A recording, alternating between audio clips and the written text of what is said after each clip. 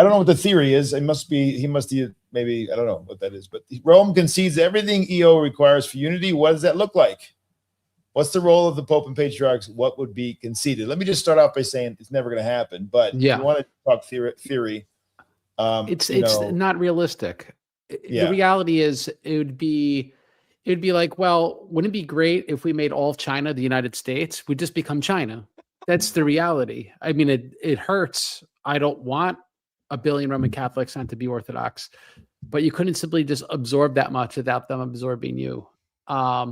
And so even if all their bishops, we're just speaking real world, even if all their bishops, really sincerely signed into everything, you couldn't, everyone, even their clergy would have to be recatechized. This isn't like when Russia's absorbing Orthodox lands that were essentially fake uniates until like the last 50 years, because that's been a big change in unitism in the last 50 years, where like really it was just ecclesiological difference. But once they were reabsorbed, they had the same icons, they had the same everything.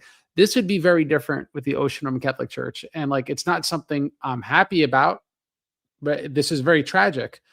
But, I don't want to quote my bishop again on this, but the reality is they would need to be baptized. They would need to be recatechized. But if people wanted to be Orthodox, that wouldn't be an impediment. But if it is an impediment to them because they don't want to be Orthodox that badly, then you're going to be drowned in that ocean.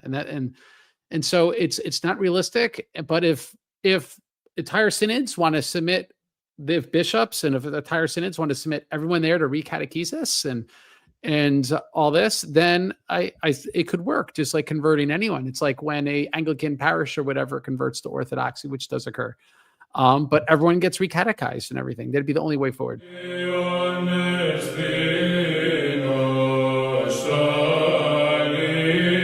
Ethos,